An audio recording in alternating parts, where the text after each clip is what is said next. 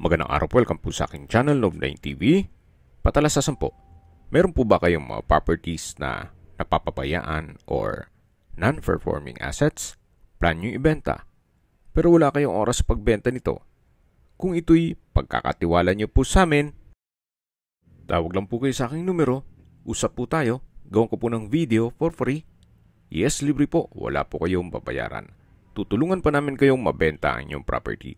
Kami na po bala sa marketing, sa boosting or paid ads. Even sa tripping, hindi na po kayo mapapagod sa pag-entertain ng mga buyers. Kami na po bala sa lahat. Tawag lang po kayo. Nandito po tayo ngayon sa Molino, Bacoor, Cavite, kung saan meron po tayong bagong video presentation. Isang residential property na may lot area na 202 square meters.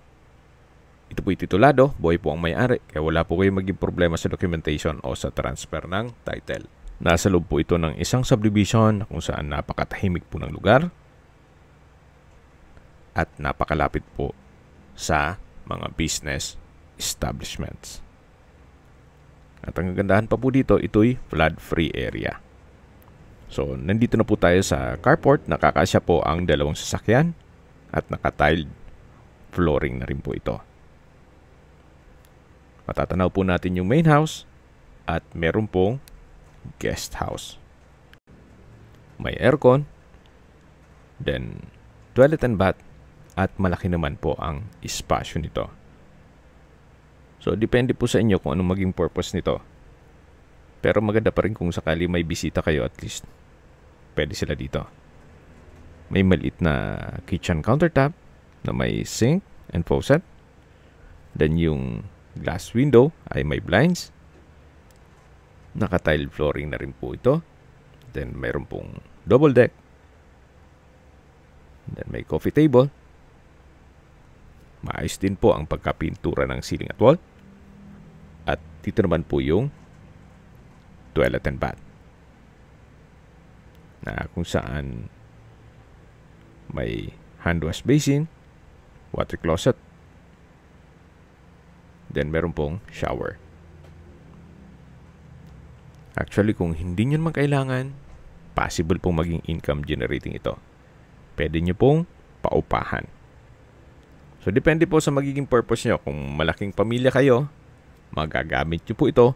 At kung hindi naman, pwede pong paupahan ninyo. Then yan po yung garahe na napakalaki po ng espasyo. At lilipat na po tayo dito sa main house. Ito pong main door ay may aluminum screen door, then may glass blocks, at naka-solid wood door po ito. Welcome po dito sa bahay ni Ma'am at Sir. Ito po yung living area o salas, na kung saan meron pong modern chandelier, naka-tile flooring, then napakanda po ng flute type wall panel. Ang mga kasama po ay itong 65 inches na TV, then tatlong air condition unit, may gas range, queen size bed, sofa set, then dining set, at iba pa. So, nandito na po tayo sa dining area at formal kitchen. So, yan po yung kasama. Then, may light fixtures. At ito pong kitchen countertop ay meron pong stainless sink with faucet. May kitchen window, wall-mounted kitchen cabinet, and wooden rack. At sa baba po ay meron pong storage ng kitchen utensils. Dito naman po yung common toilet and bath, na kung saan maayos naman po ang toilet fixtures. May hand wash basin, water closet with bidet, shower curtain, naka-tile bathroom wall, at may overhead shower. Meron din pong bathroom window. So, ito po yung common toilet and bath. Then, meron pong pintuan dito. So, access door. At dito po ulit tayo sa formal kitchen. Then, dito naman po ay may another access door Then may aluminum screen door na papunta sa service area. Ito na po yung likod na parte ng bahay.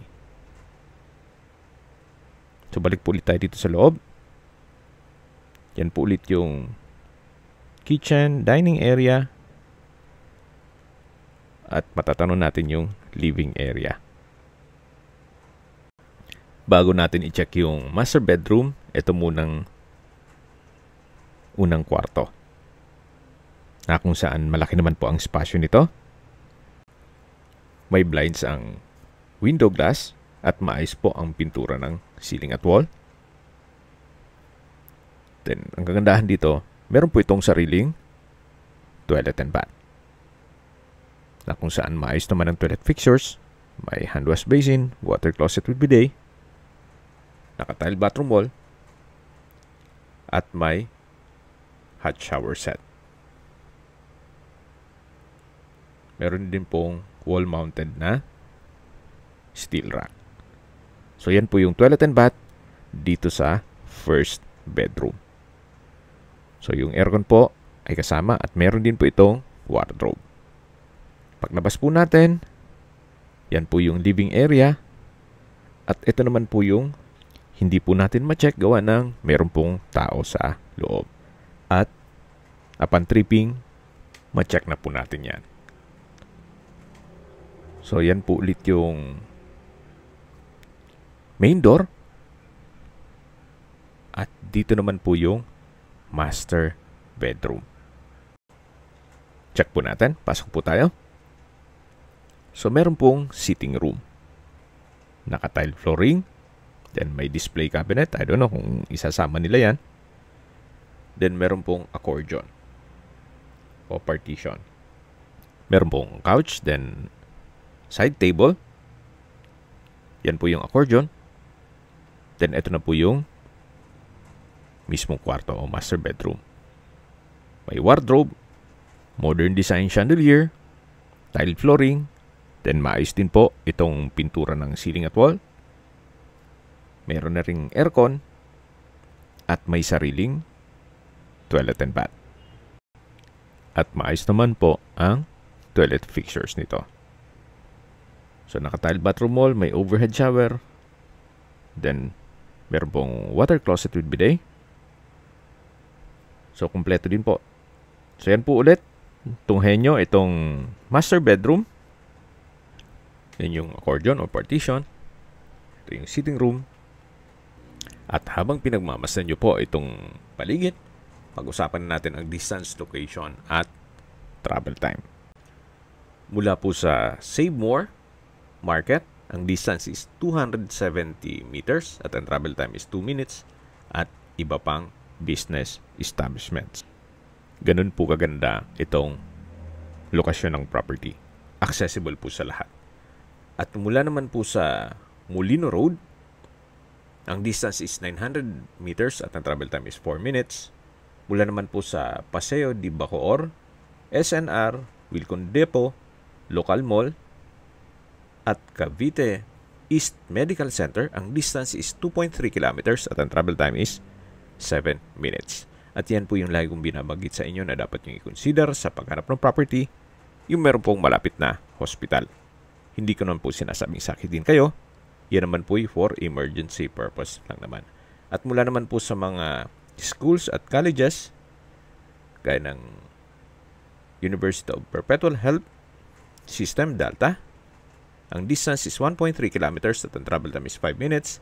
At mula naman po sa State Field School, ang distance is 1.6 kilometers at ang travel time is 6 minutes.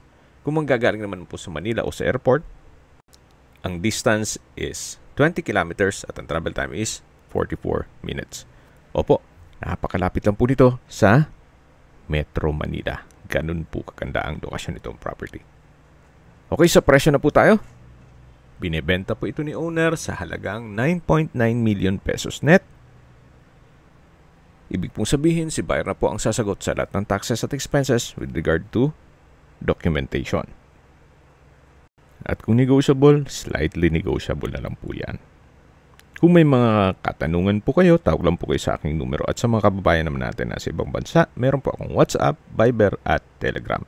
Same number lang po, 0917-316-3399. Sa mga nagtatanong naman po ng aming Facebook, meron po aming Facebook page na Nov9TV at Facebook Real Video. Meron din pong TikTok at Instagram.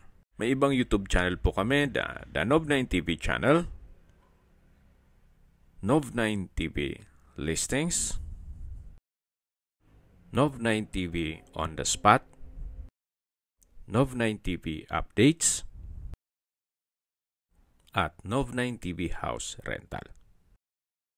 Sana po naibigyan nyo ang video presentation. Paki-like and subscribe na lang po sa aking channel para ma-update din po kayo sa aking future listings. Kung sakali po hanap nyo yung mas malaking sukat ng lupa, meron din po kami ibang listings na pwede nyong pagpilian. Huwag po kayong mag-atubiling tumawag sa amin.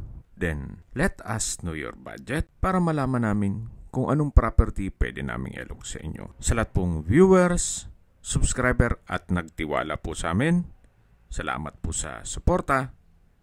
Ingat po kayo lagi at yung pamilya. Maraming salamat po.